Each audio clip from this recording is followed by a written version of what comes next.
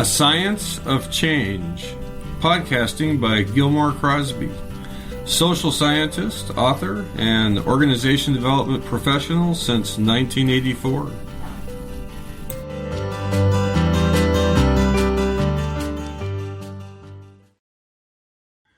Greetings, listeners. This is Gil Crosby with you again, and my special guest today is Christian Ray Flores. And Christian, we're sort of on a time crunch, so I'm just going to let you introduce yourself, and we'll just get into it. Thanks, Gil. Thanks for having me. I am a coach, an entrepreneur, a philanthropist, an artist, an author. ADHD sort of professionally, and I focus more primarily now on philanthropy and coaching. I help leaders develop their personal brand. I help them sort of change their lifestyle to a high-performance lifestyle so they can have more impact and income. I care deeply about the poor in the world, so we have this after-school academy in Africa that we visit and sustain and develop.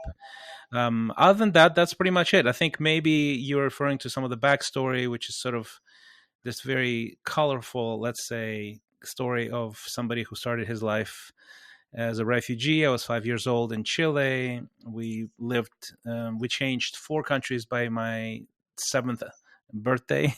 So from Chile to Germany to the Soviet Union at the time to Africa.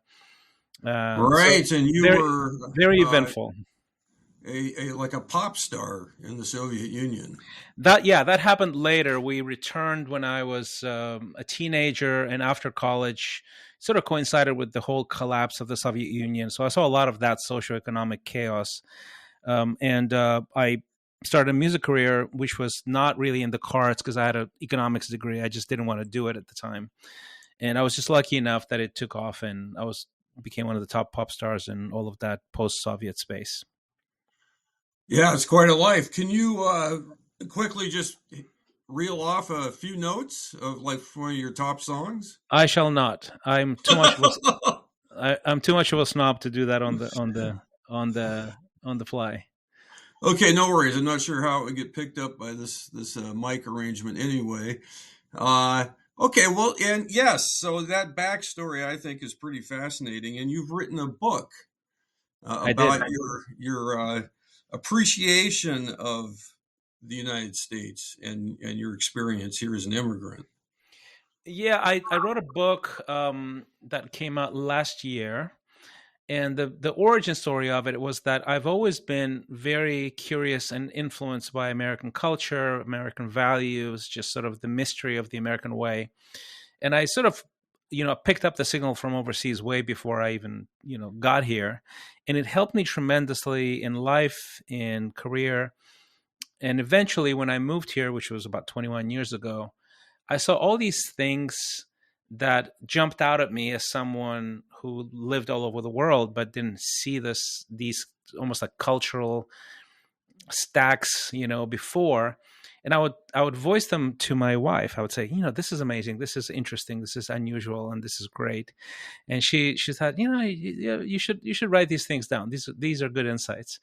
And I didn't for a long time actually. And eventually, when I noticed that there's sort of this rising tide of almost like self-loathing in American culture, that it just bothered me enough where I said, I really do think that sometimes you need an outside voice, an immigrant's voice, to point out the positives. So it's a really positive, optimistic book, 10 Reasons to Love America, 10 chapters. It's called Little Book of Big Reasons to Love America. Nice. My hero is Kurt Lewin, and he immigrated here in 1933, a Jewish male in Germany. He decided to get out when Hitler got elected. And he came here partially because he had faith in democracy. Right.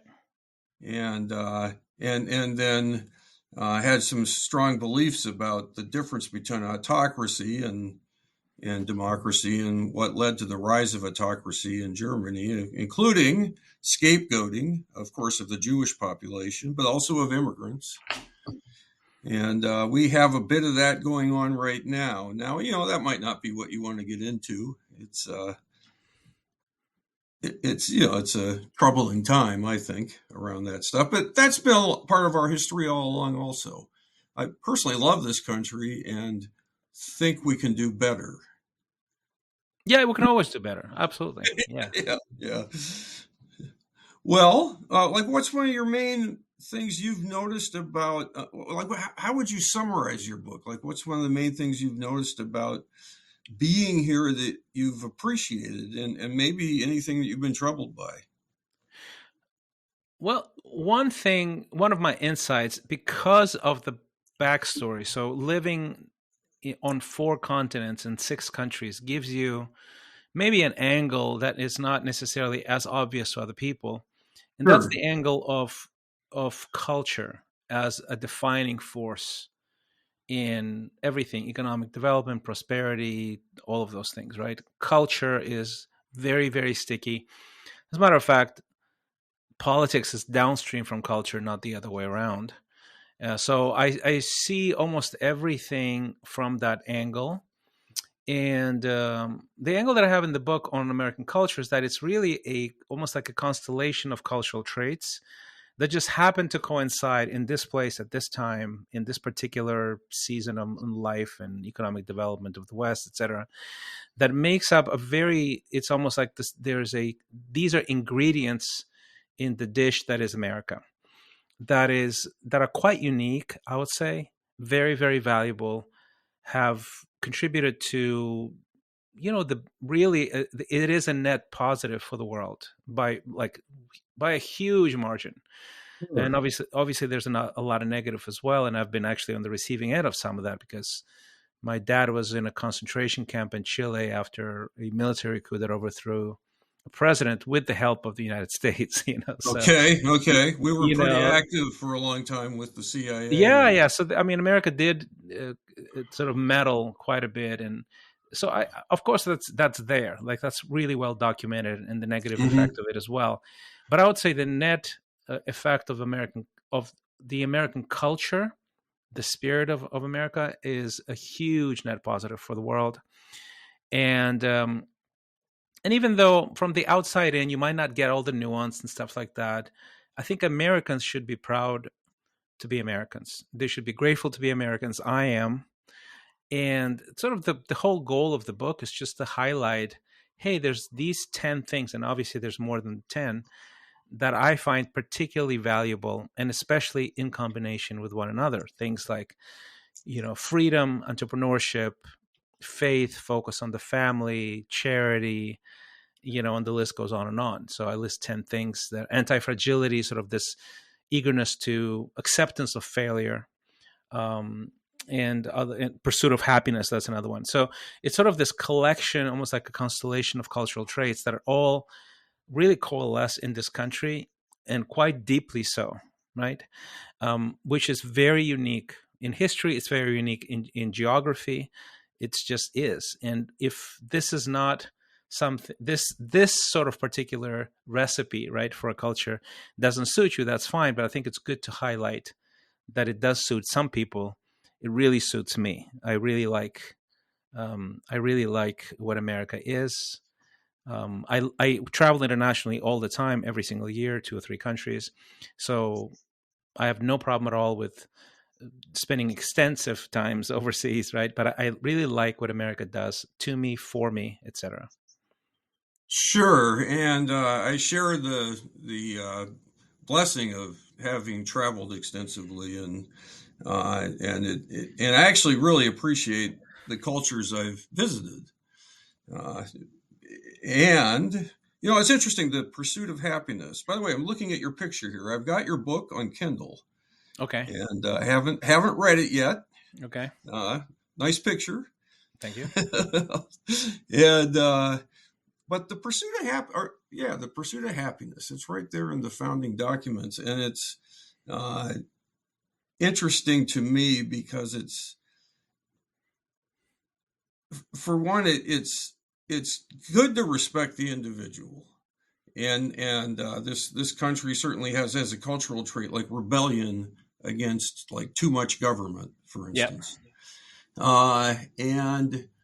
And then the pursuit of happiness, I think, has to come also from probably from the work you do coaching, for instance. If I don't know how to be happy as I am right now, where I am, uh, then no acquisitions, for instance, no amount of wealth is going to create that happiness. So there's an inner work, I think, that has to be done, and not just a dependence on the outer world. Oh, absolutely. Yeah, absolutely. And I would say the inner work, I call it the inner game, is that part of the iceberg that you never see, but it's the biggest part of the iceberg.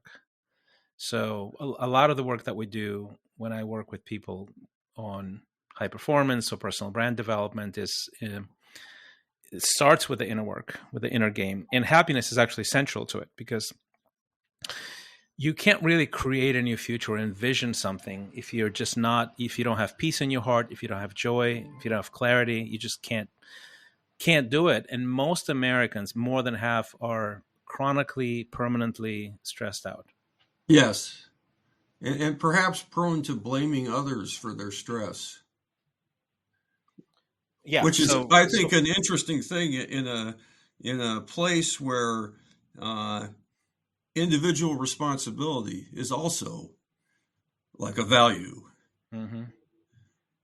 And yet, the organizations I work in, when I get there, there's usually all kinds of blame going on. It's management, it's labor, it's production, it's maintenance, it's everyone but myself is sort of where most people start when they're unhappy. Yes. So getting people to a place on command, on demand, within an hour of clarity, joy, creativity, flow is basically step one in my coaching. Cool.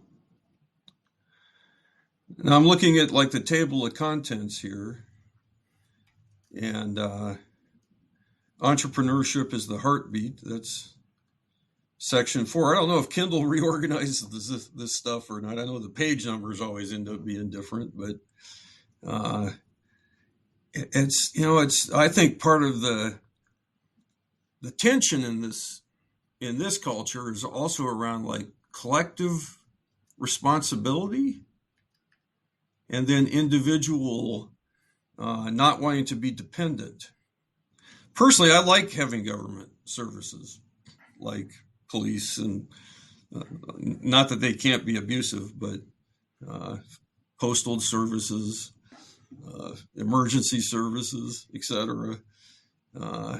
So I think there's a big place for government if we figure out how to do it without having the government have too much power. It is not an easy path. But so, well, what else do you want to talk about? I mean, maybe I'm going down my own path too much here. Well, what do you want to talk about? What does your audience want to talk about? You know who your audience is.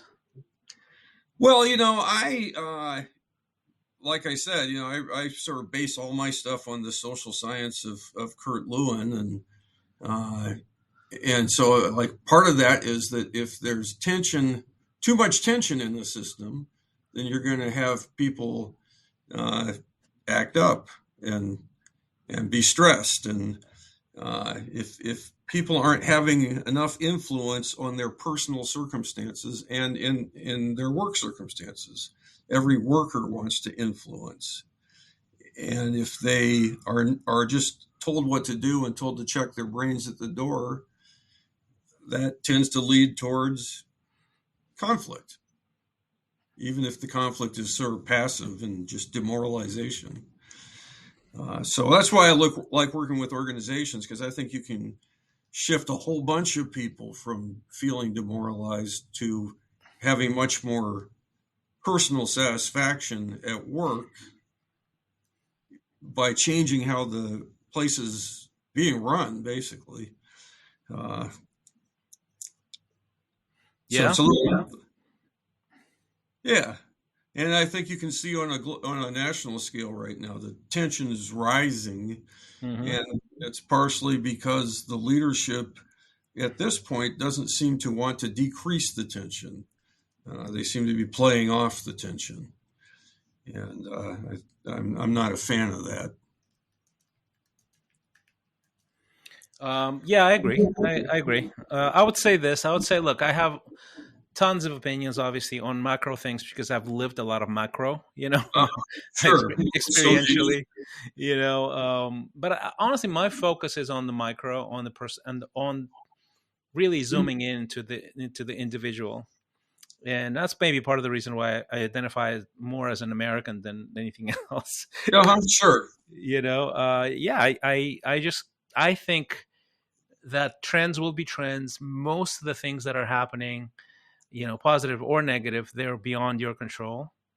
And they Um, come and go. and they come and go. And the thing is, they will Yeah. happen whether you like it or not, but you have full control of what you have full control of. And what I think makes me concerned about sort of these rising tensions is just how much complete waste of human resources happen just by people thinking, venting in completely non-constructive ways instead of just focusing on their lives, their families, their businesses. Mhm. And I would say, look, you're not a statistic, so focus on your life, and you are specific, and figure out a way to maximize that, and everything else will actually fade a little bit into the background. Doesn't mean that you're not active, you don't voice your opinions, but it means why why why does something that you have zero control over occupy so much of your bandwidth? It's complete. It's incomprehensible. So if you do the inner work, you're also going to be a more positive influence on the outer world. Yeah, absolutely. I mean, by far. Tell me a little about this freedom is as natural as breathing Hmm. topic in your book. Yeah, it's interesting how Americans view freedom as natural as breathing. So in here, we just go. Of course, you're free. I mean, this is a free country, and we project that everybody in the world thinks that way, and B, that everybody, of course, they will think that way, and it's actually not true, right? And the other thing that it's the reverse is also true.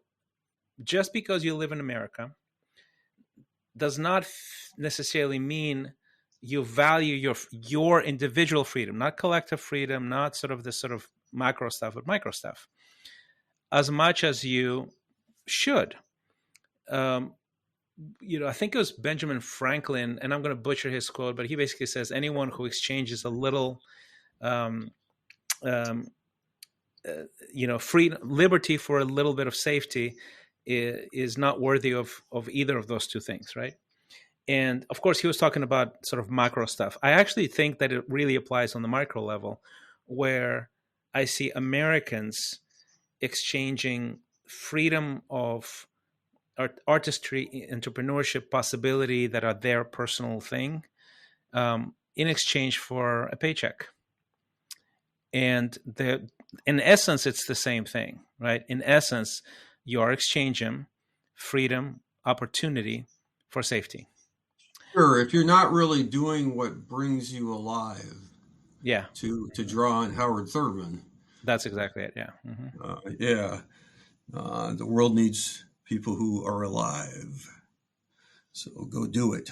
He said Yeah. something So like that. I just the irony is that when I do my coaching, and I work with basically, people, experts who want to formalize their intellectual property, monetize it, develop a personal brand, all of those things. My joke is that I'm teaching Americans how to be more American, although I'm an immigrant. well, that's the roots of most of the people that are here. Exactly, exactly. And the And immigrants are the ones that give you sort of a kick in the pants, right? Immigrants have a little bit more hunger, so I think yep. we need immigrants around us to do that for us. Oh, I agree. Faith permeates the collective consciousness. Again, I'm just looking at the chapters in your book, and there's a lovely picture of your wife and your child. Mm-hmm. Very nice. Uh, can you say a little about that? About faith permeating the collective Well, consciousness? yeah, of course. Yeah, I think it's fascinating how Western culture in general. So that's probably a statement that it's broader than the U.S., but the U.S. is really the focal point of Western culture in the last 100 years anyway. But I would say that the Judeo-Christian tradition massively shaped culture. Like, and it doesn't mean that people are uniformly religious or go to church or whatever, but Sure. just the way it was developed, the people that first colonized America, the people who shaped it, the sort of the waves of immigrants, the types of people, where they came from, what they believed, all those things together, they infused the cultural DNA of the Judeo-Christian moral system, right, into the DNA of the country, and it propagated and it took.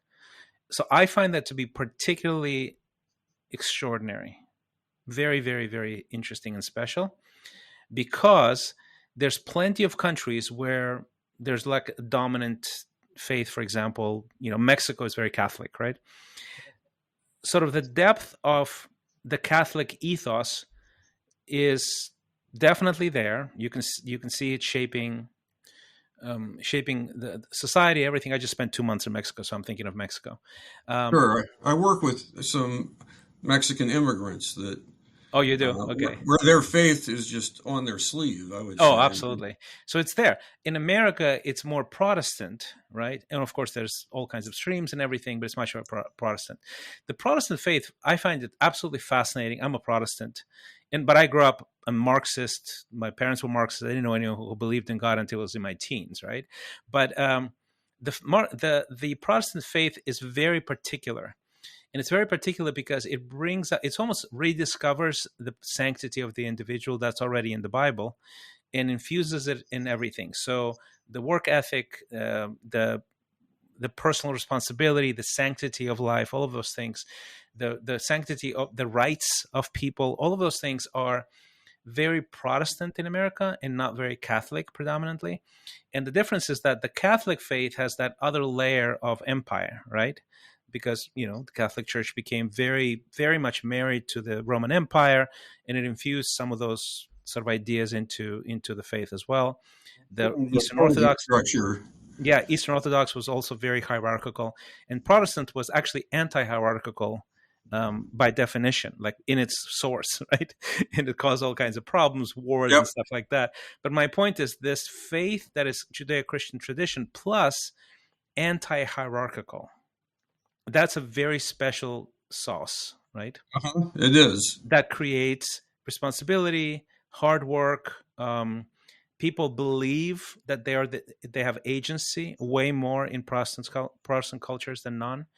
They believe in entrepreneurship, and they believe in that work is sacred and honorable.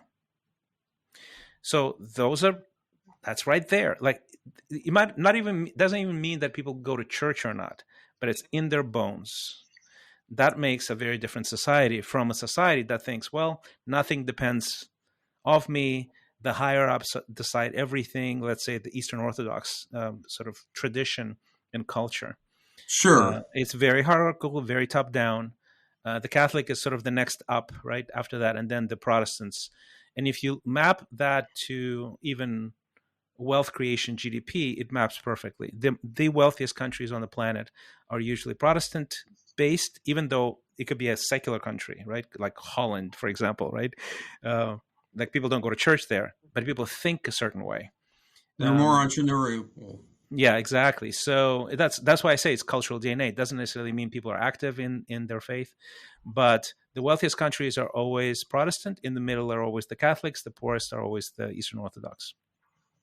Well, I've certainly had the pleasure of being in Eastern Europe, and people becoming more independent in their thinking is a stretch. Oh yeah. Oh, Toma. Yeah, it just doesn't take. That's sort of my point. When people start, even But there's a yearning for it. Yeah, but it's not. There's no critical mass. Right, but certainly in Polish culture, the people I encounter want that, Well, and and yet are not sure how to do it. exactly, and also there's a difference between a Polish culture which is still very, very, very much faith focused Hmm. and maintained it even in the Soviet Empire, and people like Ukraine, Russia, Hungary, which did not. So when the faith, the biblical cultural DNA was literally beaten out of the nation and the culture, that has a huge impact, profound implications. They didn't maintain it. The Baltic states maintained it, Poland maintained it, and then other places just didn't. It was beaten out. It was rooted out, basically. Certainly leaves a hole. Oh, totally. In And correlates perfectly with, like, I have a friend does the macro analysis on the happiness index on nations, and he says, yeah, this is a known fact. Eastern Europe is the least happy people in Europe, for example. So the data confirms it as well. Faith is an important thing. Oh, totally. Yeah, it's no doubt about it. There's so much data around it that it doesn't make any sense to argue. And yet, I think part of this culture is that it's still a very individual thing. No one can tell you how to experience faith. Yeah, the brand. Well, it's a Protestant brand of faith, right? So very much about individualism, which has its downsides. Church splits. Everybody splits from everybody. No one can agree on anything. So there's some downsides. Absolutely. Sure. Okay, well, look, this has been lovely, and I don't want to stretch you to your last 2 seconds. Thanks. I know you're heading someplace else. Anything that you would like to say to the listening audience before you go? Well, it's been an absolute pleasure to spend a little bit of time with you, and I would say, look, pursue happiness, lean into the American dream. It's very much alive and kicking. And there's something there. I mean, coming from an immigrant, I'm telling you, it's a big thing. If you want to sort of hear more of my musings about things like that and high performance and personal brand building, there's a really great resource that is free. My newsletter is called the XE Exponential Edge newsletter. The URL is christianrayflores.com, and you can sort of take a peek, subscribe, see if you like it. Okay, christianrayflores.com. That's right. Okay, cool. All right, well, thank you very much for joining us, Christian. Gil, pleasure. Thank you. Thanks for having me. And thank you, audience, for listening in. Hey, I appreciate you listening. This, again, is Gil Crosby. And I want you to take advantage of what's available to you. I have many free materials. I am happy to talk to people about their situations, especially if you're trying to create change, either social change or organization change. We have frequent workshops that are available, T group workshops. If you have never been in a T group with us, then don't miss it in your life.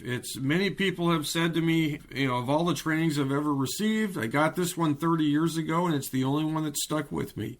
You're learning from your actual interactions with the other participants and with the faculty. The faculty are walking the same talk that they're teaching of behavioral skills. It's a training workshop. That's what the T stands for. This is done in the spirit of the creation of T groups by Kurt Lewin and his associates. It's for groups. It's for teams.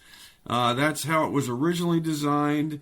It is a opportunity to learn about theory and put it directly into practice. Again, the original design, you learn things and then you put them into practice. It was not just all ambiguity, which is how some T groups, most are led today.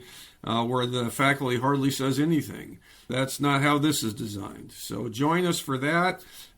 There's always workshops. There's the Leadership Institute of Seattle, a 2-year program where you will learn from T groups and learn how to do all the organization development work that my father designed, most of it, and I continue that practice alongside my brother Chris and many other associates. So don't be a stranger. There's a lot going on. It's always changing. So be in touch, and it's on the website, crosbyod.com. I look forward to working with you in your organization or as you pursue things like reducing gun violence and decreasing racism in our society. Whatever your goals are, the social science of Kurt Lewin guides how to achieve those goals in a reliable way. And so that's what I apply and practice every day. And I invite you to do the same. Together, we can create high productivity and morale in organizations. We can create stronger foundations for democracy. We can create a better world.